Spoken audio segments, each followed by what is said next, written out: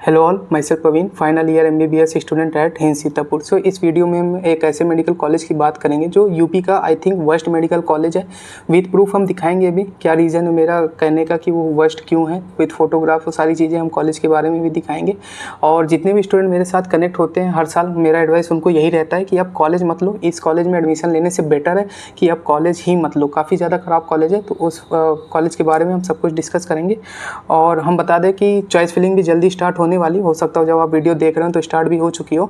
तो अगर आपको चाहिए एक परफेक्ट प्रेफरेंस लिस्ट चाहिए, है ना, तो उसके लिए आप कॉन्टैक्ट कर सकते हो। एक नया स्पेशल प्लान जो है वो मैंने लॉन्च किया है, तो उसमें आपको एक तो परफेक्ट प्रेफरेंस लिस्ट बन जाएगी, जो कि मैं खुद आपकी पर्सनल प्रेफरेंस लिस्ट बनाऊंगा और आपको एक प्राइवेट ग्रुप में भी ऐड करूंगा। वहाँ पे डेली डाउट डिस्कशन भी होते रहेंगे, तो आपके जितने भी कॉलेज से रिलेटेड डाउट है वो सारा हम दूर कर देंगे। इंटरनल डिटेल्स भी आपको मिल जाएंगी, जो आपके लेवल पे कॉलेज आ रहे होंगे वो सारा कुछ उसमें हो जाएगा।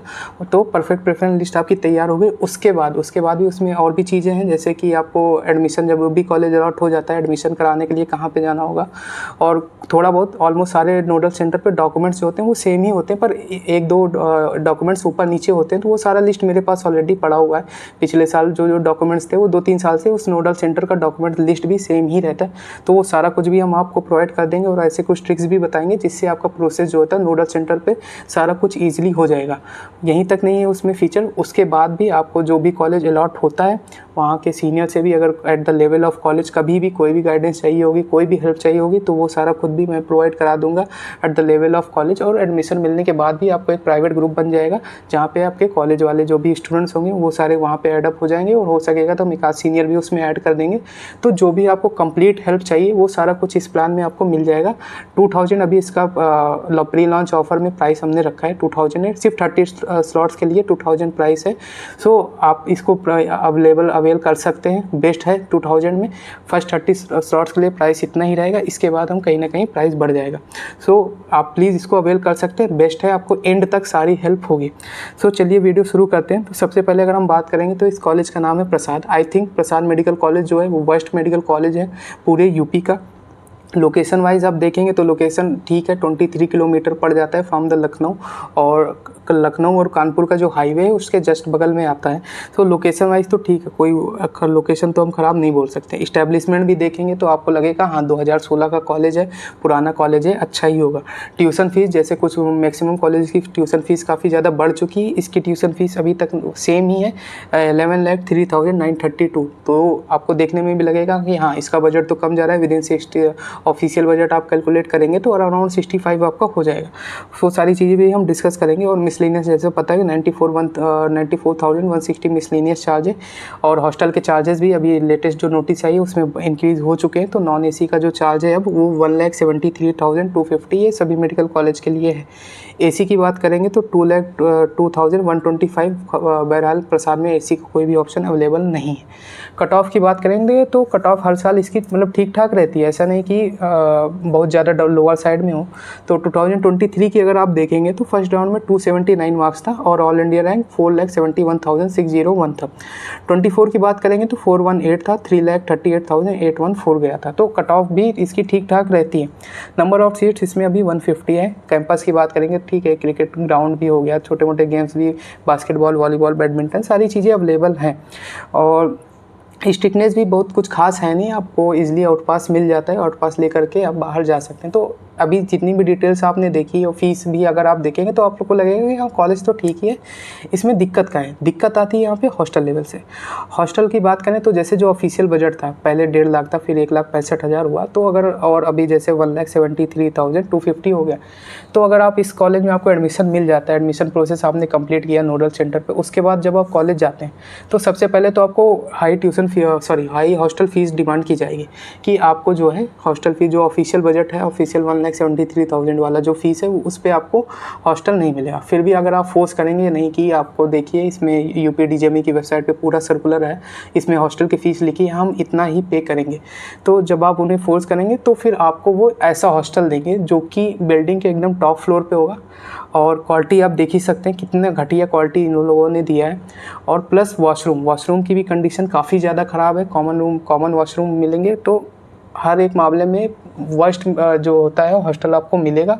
टॉप फ्लोर पे सबसे ज़्यादा गर्मी लगेगी गर्मियों के टाइम में, ठंडियों के टाइम में काफ़ी ज़्यादा वहाँ पे ठंडी भी लगेगी।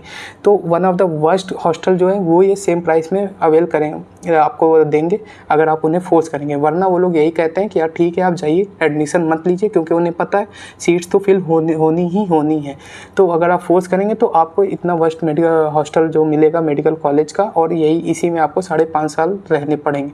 सो आप देख सकते हैं। फिर उसके बाद आपको लगेगा कि चलिए ठीक है थोड़ा बहुत हम एक्स्ट्रा देने को तैयार हैं। फिर उसके बाद आपको अलग अलग ऑप्शन दिए जाएंगे। 3 लाख का भी हॉस्टल रहेगा, और ये जो अभी हॉस्टल आप देख रहे हैं 2,40,000 वाला है। तो डिफरेंट टाइप की आपको हॉस्टल की फैसिलिटीज़ मिलेगी।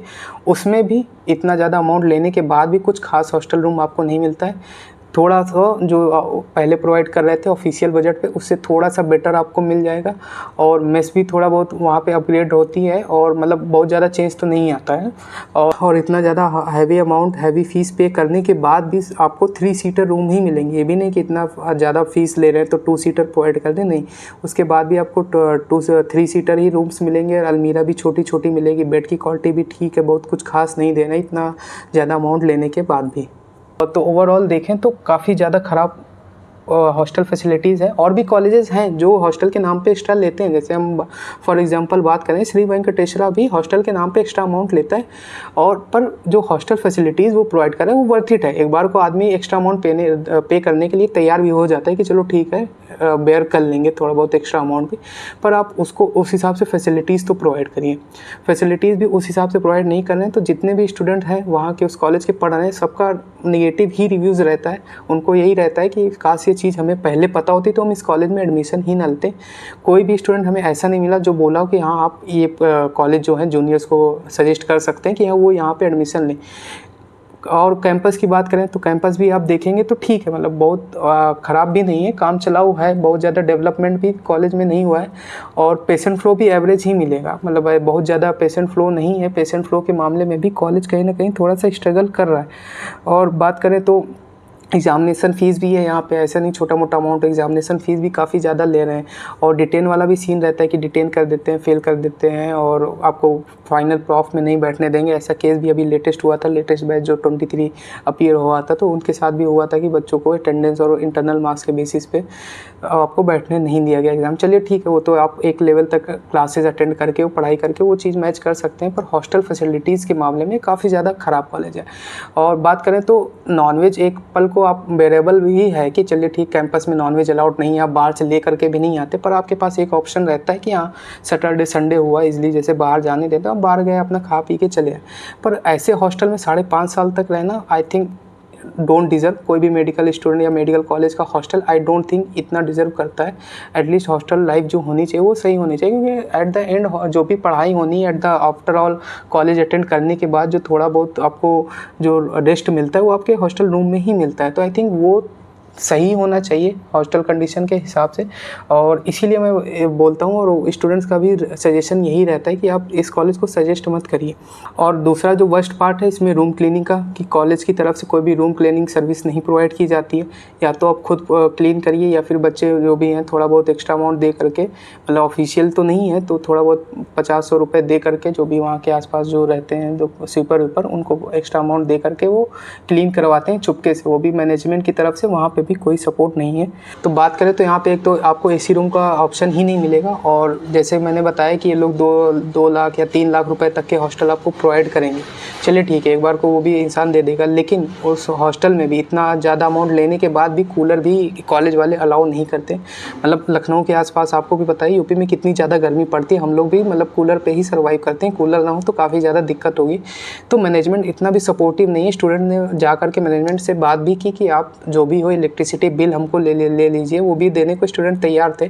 पर एटलीस्ट कूलर तो अलाउ कर दीजिए हॉस्टल रूम में, उसके लिए भी वो तैयार नहीं हुए। तो गर्मियों के टाइम में बाकी रूम में भी काफ़ी ज़्यादा समस्या होती है। मतलब इतना ज़्यादा अमाउंट देने के बाद भी आपको फैसिलिटीज़ जो हैं वो बिल्कुल भी नहीं मिल रही।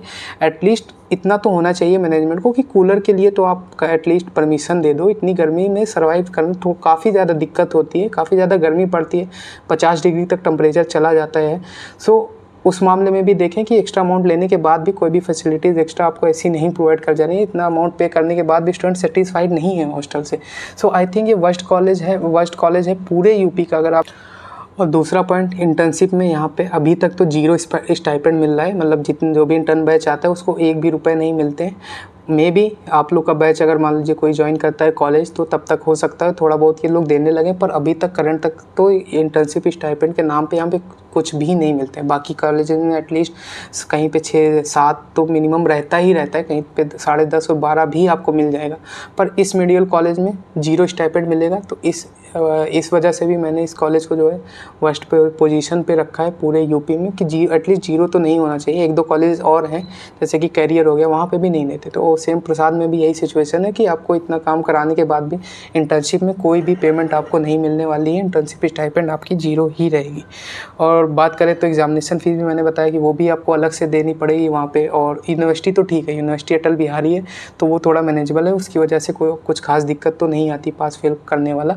हाँ, पर डिटेन वाला सीन मैंने जैसे कि बताया वो चीज़ रहती है। तो यही था इस वीडियो में। बाकी आई विल सजेस्ट कि जो भी मेरे व्यूअर्स हैं एटलीस्ट वो इस कॉलेज को अवॉइड करें। आप हो सकता हो जितने भी लोग हैं जिनको आइडिया ना हो, वो अभी जैसे इसकी फ़ीस बढ़ी नहीं है तो वो इसको जो है मोस्टली लोग जो है प्रेफरेंस लिस्ट में ऊपर ही रख रहे हैं।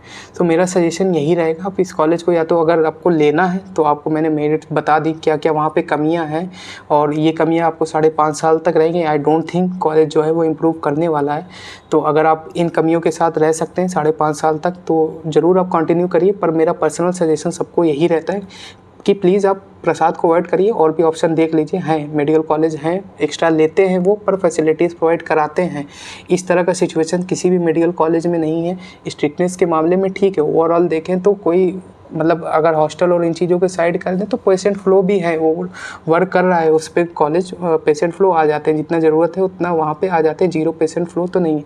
पर हाँ, हॉस्टल और इन सब के मामले में काफ़ी ज़्यादा वर्स्ट कंडीशन है इस मेडिकल कॉलेज की, और स्टूडेंट के रिव्यूज़ भी वहाँ के अच्छे नहीं रहते हैं। उनका सजेशन यही रहता है काश ये चीज़ें हमें अगर पहले पता होती तो हम इस कॉलेज में एडमिशन ही ना लेते। तो वीडियो इसीलिए बनाई है कि आप इस कॉलेज को तो अवॉइड करिए, और भी ऑप्शन हैं, अच्छे मेडिकल कॉलेज हैं। अगर आप चाहते हैं परफेक्ट प्रेफरेंस लिस्ट तो उसके लिए मैंने एक स्पेशल प्लान जो मैंने बताया 2000 का वो अवेल कर सकते हैं। परफेक्ट आपको एंड तक गाइडेंस मिलती रहेगी, और जो भी चीज़ें हैं PDF है, बाकी सारी एकेडमिक्स हेल्प भी है, वो सारी चीज़ें आपको मिलती रहेंगी। नीचे हमारा दिया गया व्हाट्सएप ग्रुप है या हमारा दिया गया नंबर है, आप इसके थ्रू कॉन्टैक्ट कर सकते हैं। और भी कोई डाउट है तो आप उसके लिए नीचे दिए गए हमारे कमेंट सेक्शन में कमेंट कर सकते हैं, या दिए गए नंबर पर भी कॉन्टैक्ट कर सकते हैं।